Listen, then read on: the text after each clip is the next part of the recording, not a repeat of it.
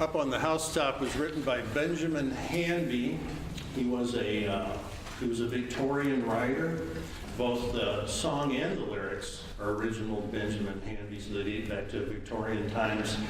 And before he wrote this song, he was better known as an anti-slavery activist.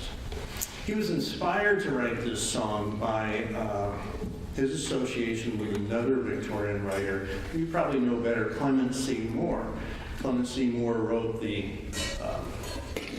what did he write? The Night Before Christmas, which was that poem that you know well. And what you may not realize about Hanby and Moore is that they were spies. They were like industrial spies because they revealed a closely guarded secret in this poem and this song. For 1,700 years, there's been a closely guarded secret about how it was that St. Nicholas got into people's homes. As far back as the 3rd century, people understood that St. Nicholas left gifts by the fireplace, but how did he get in? Well, these two guys revealed it in a song that he flies in a magic sleigh drawn by 8 reindeer, of course. Oh my.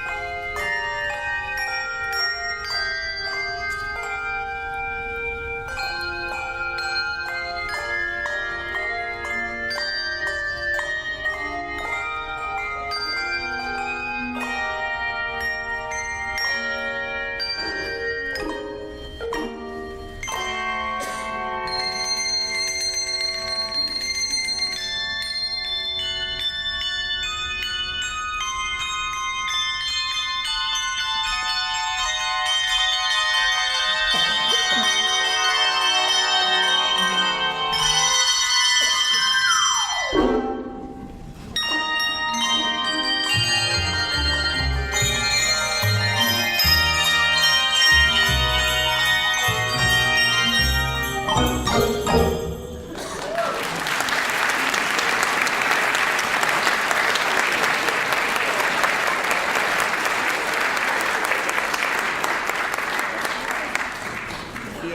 Navidad combines two musical elements into one composition. So there's really two stories here. In 1862, Thomas Oliphant, who was the official lyricist to the court of Queen Victoria, was asked to rewrite the lyrics to a popular song at the time that was called the Welsh Winter Song. It was decided that the Welsh Winter Song was too risque to be sung around Queen Victoria. And it's easy today for us to dismiss the Victorians as being too stuffy or uptight, but the truth is that the Welsh Winter Song, the original lyrics, would still be considered inappropriate today. So fortunately, Thomas Oliphant came up with some more appropriate lyrics, which we know today as Deck the Halls. Now, the second part of the story, we move forward about 100 years, a little less than 100 years to the end of World War II, and the Allied forces abandoned thousands of fuel barrels on the island of Trinidad. So the islanders decided to cut these barrels out and use them for something, and they created a new instrument called the steel drum. Around this new instrument, they developed a whole new musical style that today we call Caribbean style. So combine Deck the Halls and the Caribbean style, and you have Fiesta Navidad.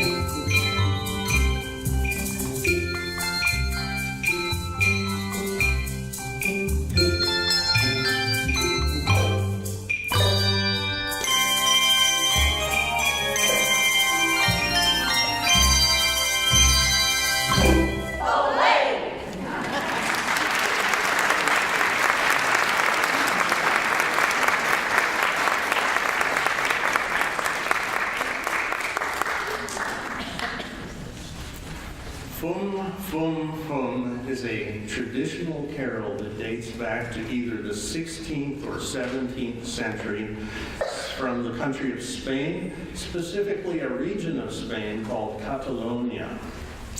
The tune comes from the courtly dances of the period, and if you were invited to Spain during the days of kings and queens and you were going to approach the royal court, you would be carefully schooled in the traditions, the ceremonies, the etiquette, and the courtly dances of the royal palace, like this one. Now today, as we approach Christmas, we are invited again to approach the royal court. We are celebrating and welcoming the arrival of a king. Today we don't need special classes in courtly dance and etiquette, but we prepare our hearts and minds instead. Now I do want to mention that we have with us today Jean Welch. We're privileged to have her. She is a professional clapper.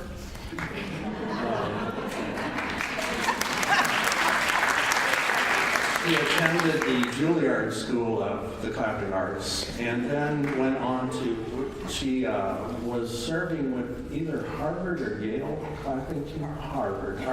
After Harvard, she went on to invent a device for turning lights on and off.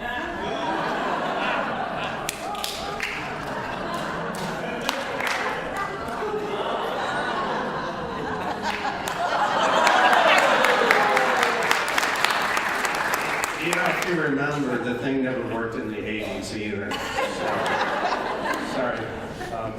I should also mention that she does attend a lot of Cardinals games. And so not only is she a professional clapper, she also does sport clapping.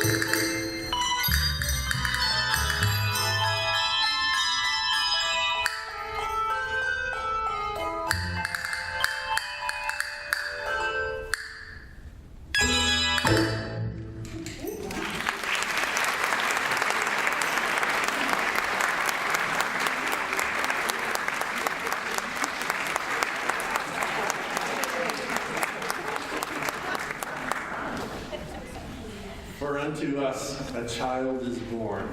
Those words are a direct quote from the prophet Isaiah. Instead of telling you about the song so much, I want to tell you about the source of those words. The book of Isaiah is a remarkable book in that it was written 800 years before the birth of Christ. Not only does it predict the birth of Christ very accurately, but there are a lot of elements in the book of Isaiah specific to the life of Christ that are too specific to be dismissed as coincidence. So in the 1930s, a group of academic skeptics from the School of Higher Criticism decided that they could explain this away. They said, well, the book of Isaiah was actually written later, and it was backdated, like you backdate checks for contractors and things. That's what happened. So it's not that remarkable at all. And that story or that theory kind of endured for about 17 years until the Dead Sea Scrolls were discovered. And so it became immediately apparent that the Dead Sea Scrolls would reveal the true age of the book of Isaiah. And so the debate was over, right? No. If you remember this, 35 more years of bitter contention over the book of Isaiah, and people who wanted to release the Dead Sea Scrolls, the full content, to the general public, were intimidated by those who weren't. And when I say intimidated, I meant literally. E.L. Sukenik, who was the Jewish scholar who wanted to release the Dead Sea Scrolls, was actually chased. He was shot at. His vehicle was set on fire, and he escaped like Indiana Jones. Then, in 1982, a young scholar figured out a way, using computer technology, to essentially steal the Dead Sea Scrolls, which he did, and he released that information to the public. So we now know for sure that the book of Isaiah was written hundreds of years before the life of Christ. For unto us a child was born.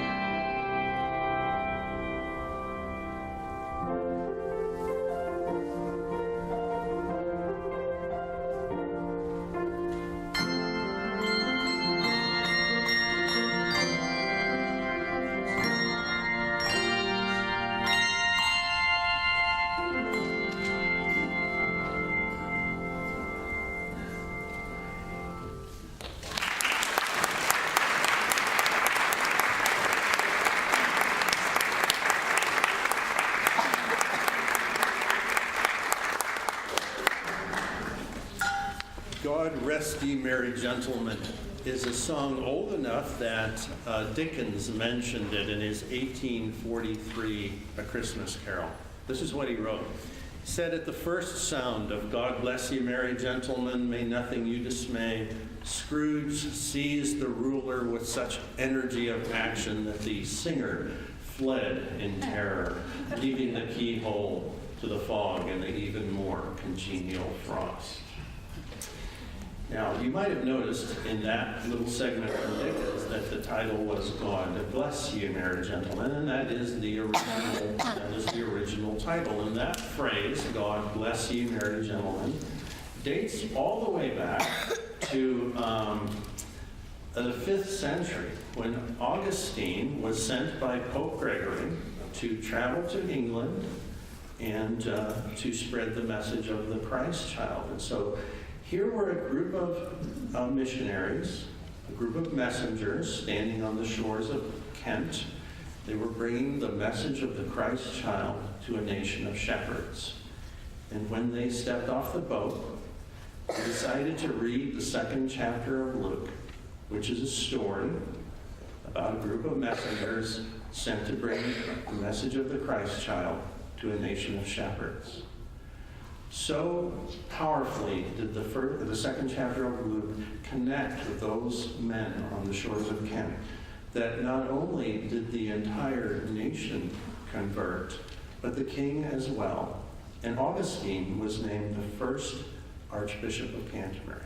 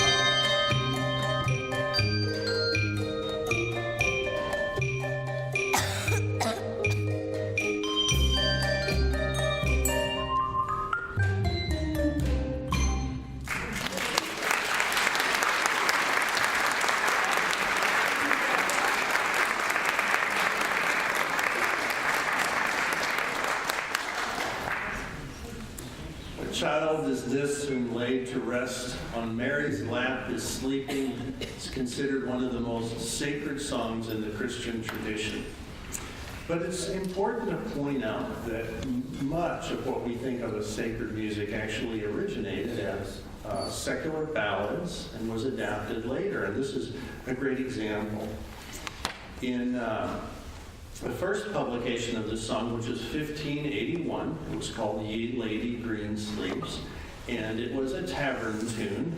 And in this tune, the singer contrasts the virtue of his beloved with the behavior of Ye Lady Green Sleeves, who was not virtuous.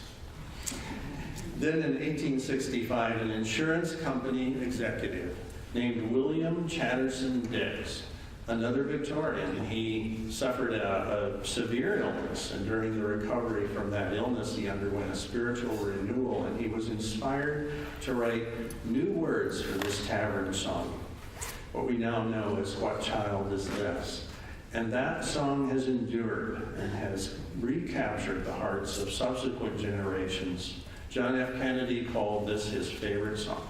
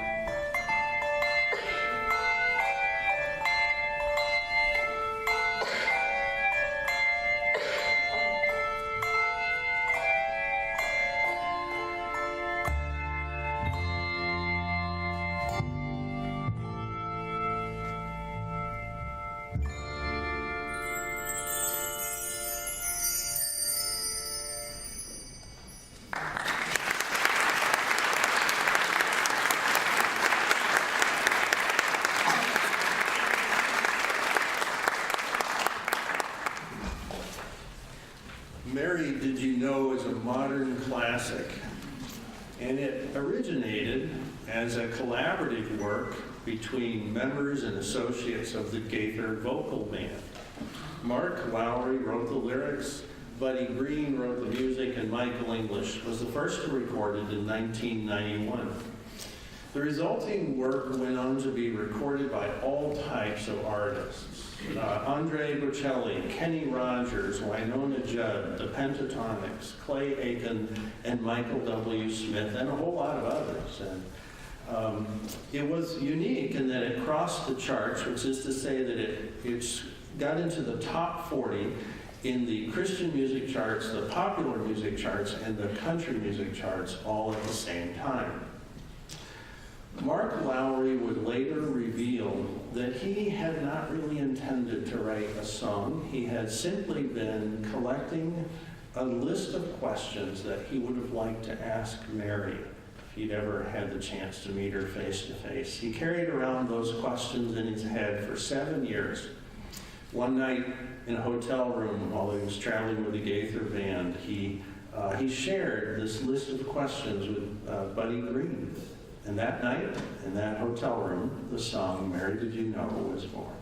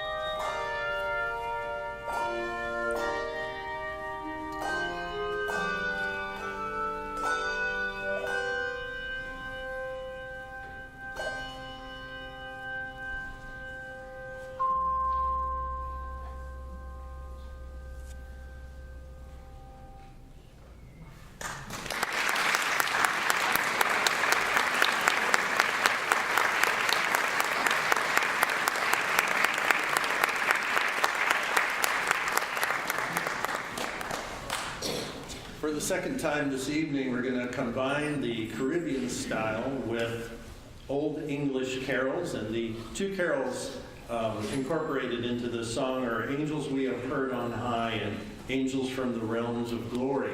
Two carols drawn from the second chapter of Luke, which I mentioned earlier tonight. Now I'd like to change hats for a moment and read the announcements.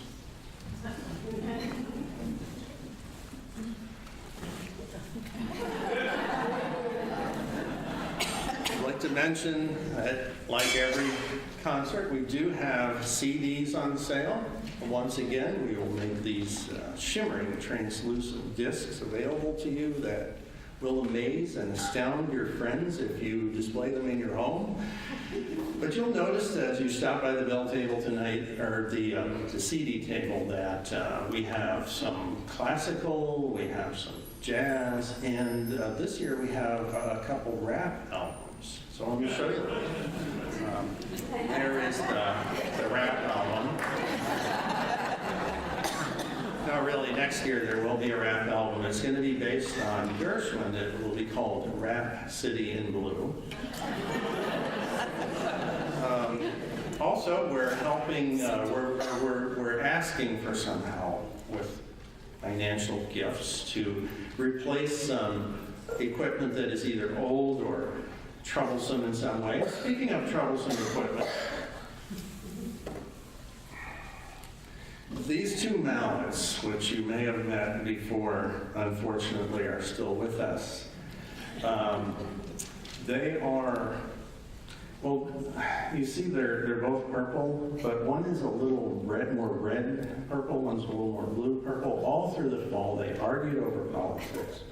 They could not be, they couldn't travel together. They had to be in separate vehicles. They would want special foods while they were traveling. They would never remember their medications. They are really hoping to cancel their contract. So if you could help us out in that way, we can replace some equipment. Also, I wanted to mention that there are three things we want to bring to your attention. We have a website, and the website is listed in your program. If you'd like to visit the website, you can like us on Facebook, and on either of those, you have the opportunity to sign up for the newsletter. We'd like you to sign up for the newsletter.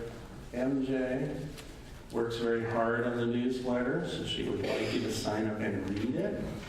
And also, I would like to make you aware that Bells in Motions has their own YouTube site now. So if you would like to listen to your amazing translucent CD, but also see the visuals, you can go onto YouTube and enter Bells in Motion. You can see tonight's concert or others.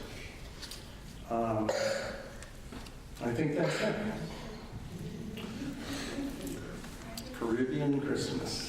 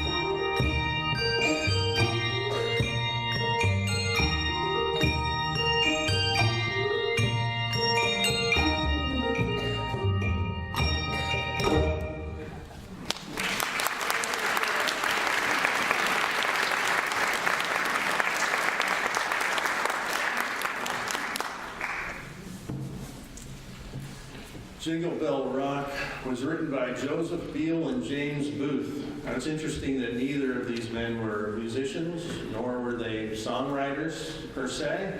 Beal was a public relations manager for hotels in Atlantic City, and Booth was an advertising executive. But as it worked out, the song that they wrote was picked up by Bobby Helms and first recorded in 1957.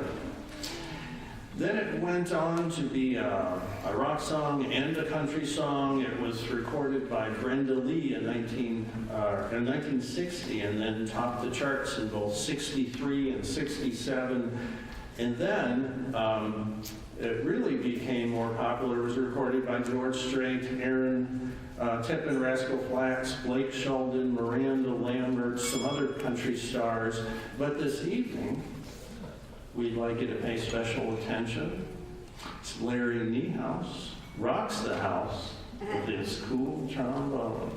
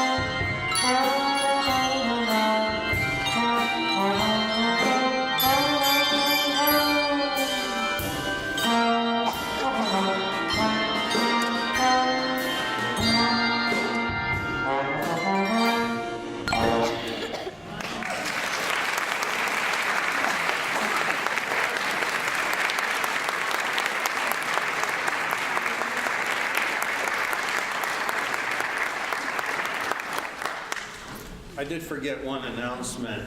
We'd like to announce a promotion. Nancy has been promoted this year. She is now the official Bells in Motion right-hand man.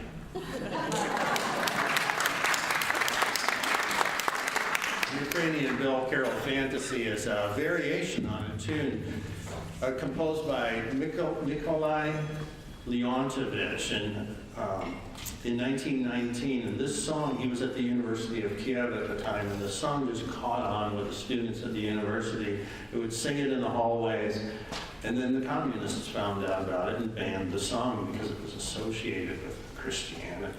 And so the song would have probably been lost except that 3 years later, the Ukrainian National Choir was touring in the United States, and in a courageous act of rebellion,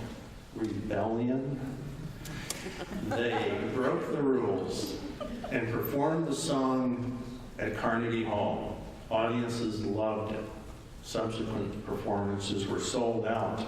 And then in 1988, a relatively obscure, virtually unknown New Age group recorded this song for their Christmas album. That same year, 1988, a Missouri disc jockey decided to try his hand at talk radio, and he picked this obscure recording to be the theme music for his new talk show. And that disc jockey's name was Rush Limbaugh. And that music group was Mannheim Steamroller. Together, this new partnership sold 6 million albums in their very first year, making the Ukrainian Bell Carol the most popular recorded Christmas carol ever.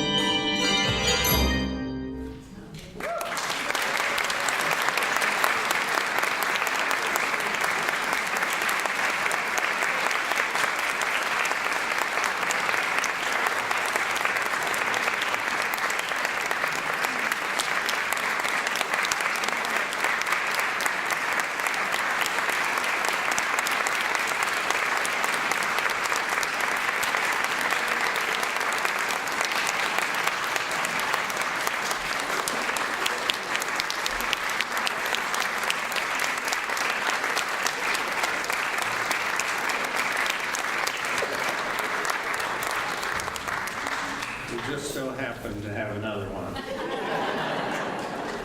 This promises to be a version of the Nutcracker like you've never heard it before. The Nutcracker premiered in 1892 was performed by the Russian Imperial Ballet, and the very first performance was a complete failure. Critics called it amateurish, insipid, disorderly, lopsided, ponderous, and they even criticized the dancers for being out of shape. Subsequent performances in Russia and in Europe were met with cool ambivalence by audiences. But then, in 1944, near the end of World War II, William Christensen, who was the artistic director of the San Francisco Ballet, decided to reinvigorate this old ballet, and his production cast Gisela Casillanza as the Sugar Plum Fairy and Jocelyn Beaumont as the Snow Queen.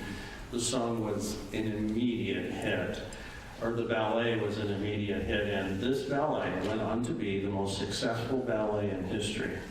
Today, 40% of the income of the major ballet companies is earned off this single classic, and the Tin Soldiers have gone on to be the most recognized symbol of classical ballet the world over.